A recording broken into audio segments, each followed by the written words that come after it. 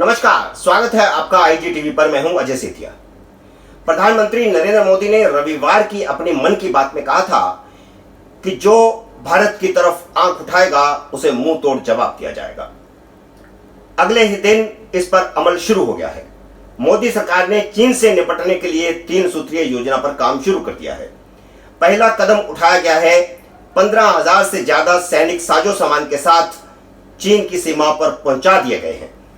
America, France, Israel और रूस से सैन्य साजो सामान खरीदने के जो सौदे हो रखे हैं उन्हें जल्द से जल्द मंगवाने की बातचीत शुरू कर दी गई है। मोदी सरकार ने पिछले 6 साल में इन चारों देशों के साथ साजो सामान खरीदने के कई सौदे किए थे। उनकी सप्लाई रुकी हुई थी, उन्हें जल्द सप्लाई करने के लिए कहा गया है। फ्रांस 27 जुलाई को 4 राफेल जेट भारत को सौंप देगा। 4 अन्य राफेल जेट की सप्लाई भी जुलाई में ही हो सकती है। हालांकि वायदा 4 सप्लाई का है, 4 राफेल जेट सप्लाई का है, लेकिन 4 अन्य का ट्रायल भी वहां शुरू हो चुका है और भारत ने दबाव डाला है कि जुलाई में ही 8 की सप्लाई हाथों हाथ कर दी जाए। लेकिन 8 अगर नहीं भी आएंगे तो जुलाई में 4 राफेल जेट आ रहे हैं। इजराइल से एयर डिफेंस सिस्टम की सप्लाई भी जुलाई में ही होने की संभावना है। रूस से S-400 anti missile defence system को जल्द सप्लाई के लिए मनाने के लिए रक्षा मंत्री राजनाथ सिंह खुद रूस जाकर आए हैं। हालांकि ऐसा नहीं लगता है कि जुलाई अगस्त में ये सप्लाई हो जाएगी, लेकिन इस साल ही सप्लाई हो ऐसा वायदा भारत के रक्षा मंत्री राजनाथ सिंह लेकर आए हैं, ऐसा सूत्रों ने कहा है।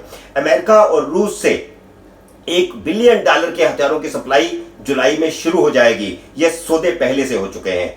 दूसरा कदम चीन से आने वाले माल की सप्लाई रोकना है। समुद्र के किनारे तक पहुंच गई सप्लाई को उतारने की इजाजत भी रोक दी गई है। भारत इस बात का भी ख्याल रख रहा है कि चीन वियतनाम की मोहर लगा करके भारत में सामान की सप्लाई न कर सके।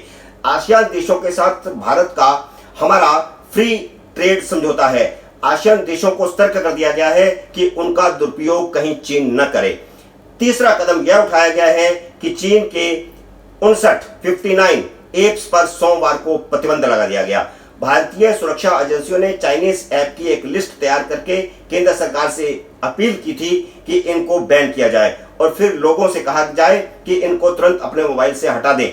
इसके पीछे दलील यह दी गई थी कि चीन भारतीय डाटा हैक कर सकता है और हैक कर रहा है।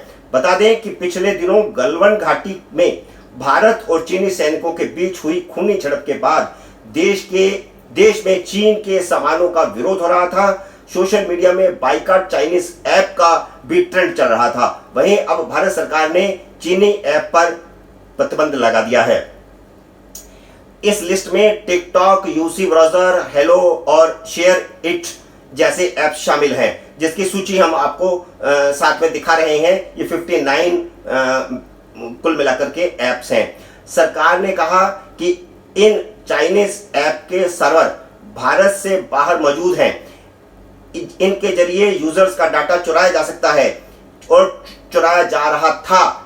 इससे भारत की सुरक्षा और एकता को खतरा था। इस वजह से इन्हें बैन करने का फैसला किया गया। मोदी सरकार का चीन के खिलाफ इसे बड़ा कदम माना जा रहा है। भारत सरकार की ओर से 59 चीनी ऐप पर प्रतिबंध लगाए जाने के बाद स्वदेशी जागरण मंच ने इसका स्वागत करते हुए कहा है कि यह मोदी सरकार का बहुत ही बेहतर कदम है। भारत और चीन की सेना के बीच मंगलवार सुबह 10:30 बजे कोर कमांडर लेवल की एक और मीटिंग होगी। मीटिंग चुशूल में होगी, जो कि भारतीय क्षेत्र में है। एक तरफ बातचीत की जा रही है, दूसरी तरफ भारत ने चीन से निपटने के लिए त्रिसूत्रीय ये कार्यक्रम भी शुरू कर दिया है, जिसमें पहला आर्थिक नाकेबंदी, दूसरा ऐप्स को रोकना ताकि जासूसी ना हो और तीसरा सेनाओं की तैनाती। तीनों कदम उठा लिए गए हैं और मोदी सरकार अब 56 इंच का सीना दिखाने को तैयार है। यह थी भारतीय सैन्य तैयारी की खबर और जो नई घटनाएं हो रही हैं उनकी समीक्षा लेकर के हम फिर आपके सामने हाजिर होंगे। हमारे अगले वीडियो का करिए इंतजार। तब तक नमस्कार।